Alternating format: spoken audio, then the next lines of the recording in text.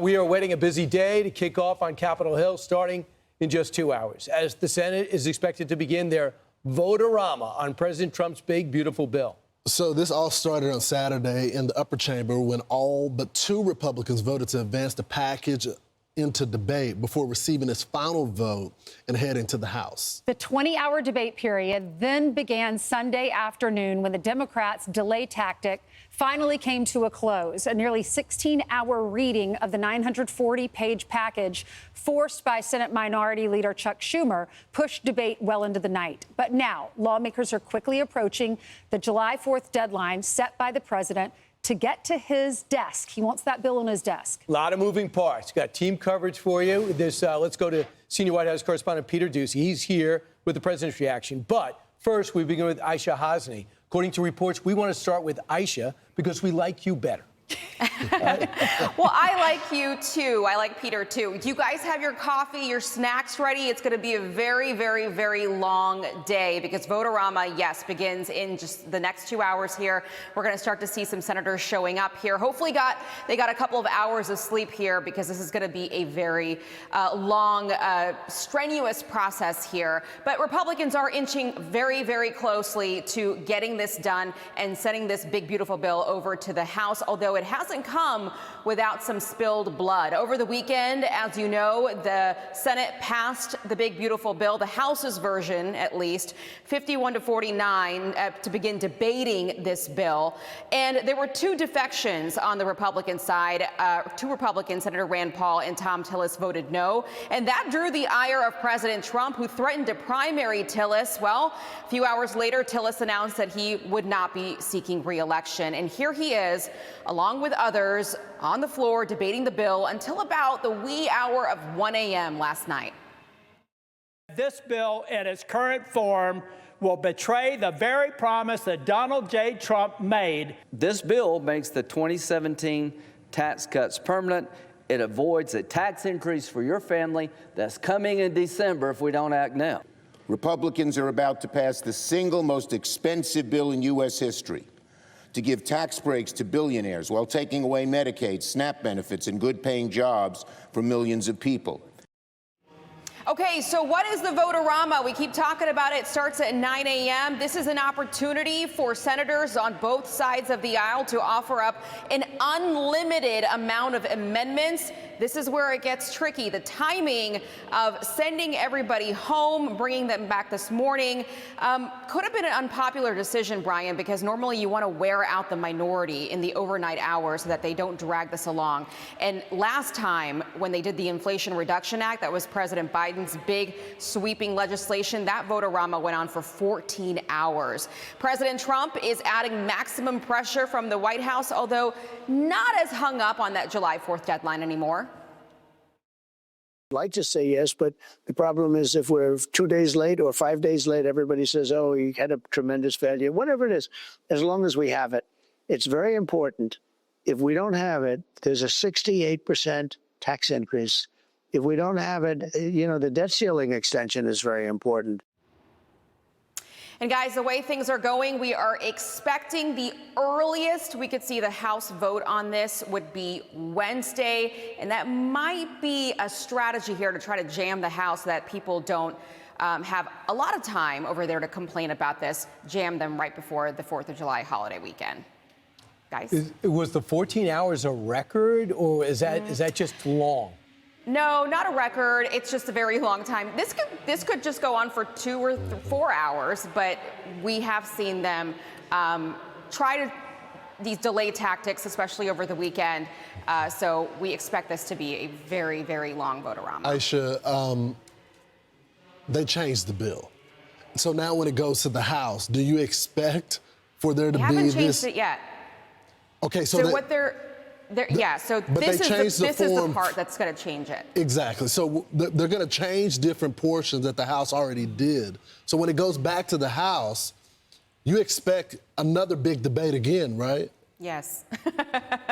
Yes, we do, and we're already seeing it. However, like I said, the timing of this can actually work in Speaker Johnson's favor. So the earliest we'll see the Rules Committee get this would be on Tuesday, and then they would have to forego the 72-hour rule because they'll just say this is not a new bill, it's just an amended version of our bill. And then the earliest they could vote is Wednesday. I actually think that the later they vote on this, closer to the holiday, the quicker they can get this done, because then you put a lot more pressure on these conservatives that will have a problem with the amount of cuts, spending cuts that there are in this bill, and then President Trump can add his maximum pressure at the last minute. What was the reaction from the other Republicans when Tom Tillis and Rand Paul didn't support this? Yeah. Well, they've been a little bit more tight-lipped about this. I mean, you just heard Jim Banks didn't really have a reaction to it other than he should have voted for this bill. But Tom Tillis said that he spoke both to Leader John Thune, or at least he told them, and then President Trump as well, that he wasn't going to run for re-election. And that's something that he'd been thinking about for a long time. Wasn't a huge surprise because we knew that there was going to be a primary threat coming from the White House. But I would say that there is a concern that if they can't get this done in time and these taxes go up, then they lose the House and they 100%. potentially could lose the Senate. Yes, that's a bigger concern they have. Right. Aishah, thanks so much. You got it. I also think it's important to point out that guys like Tom Massie and Rand Paul, I don't like it. We don't like it. Ron Johnson didn't like it, tries to make it better. Rick Scott doesn't like it, tries to make it better. Senator Josh Hawley goes in there, I want to make some changes. Your job is to go in there and compromise, get the most you can, use maximum leverage, but just going, too much spending, not good for me. He goes and golfs with the president for 18 holes, no give. Hey, Mr. President, this is my map towards acceptance. This is what's possible. That is a good point. That's not what you're there to do. You're there to get stuff done. And if they don't reach your threshold after trying, that's one thing. And I agree with them on a lot of the principles, Thomas Massie and Rand Paul, on reining in the spending. But at the same time, you got to get all these members to vote for it. It's not perfect, but it does need to pass because no one can afford 68% tax increase. It's the largest tax cut in history. No tax on tips or overtime, so that's great for the working class. Funds border security and deportations. It funds our military. It begins to reform Medicaid. So as President Trump pushes for the big beautiful bill to land on his desk by July the 4th, his July 9th deadline for trade negotiations with other nations still looms. Senior White House correspondent Peter Doocy, who we like very much too, joins us now with all the details. Hey, Peter. Good morning. And the Canadians blinked in the trade war with the U.S. after President Trump announced this weekend that he was going to suspend all trade talks with our neighbors to the north. They decided to turn off a new tax one day before it was set to come due.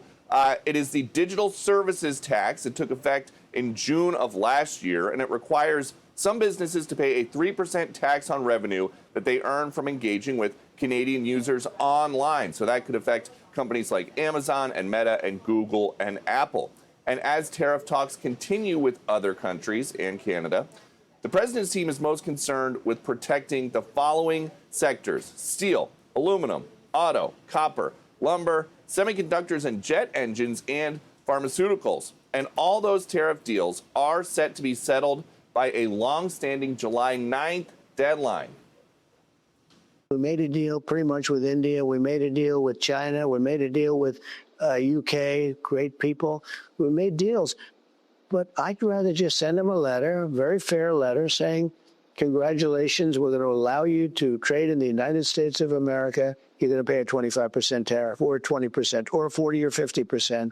I would rather do that.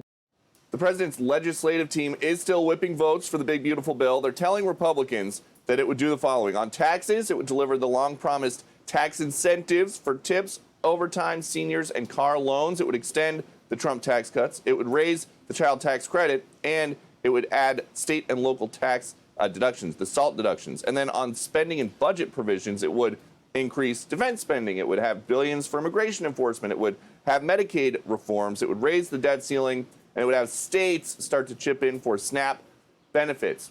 But if they cannot get this done, that's going to be a big problem here at the White House because President Trump stuffed so many different things that he promised he was going to do in the campaign into this bill, and he has been trusting Mike Johnson and John Thune to get it done.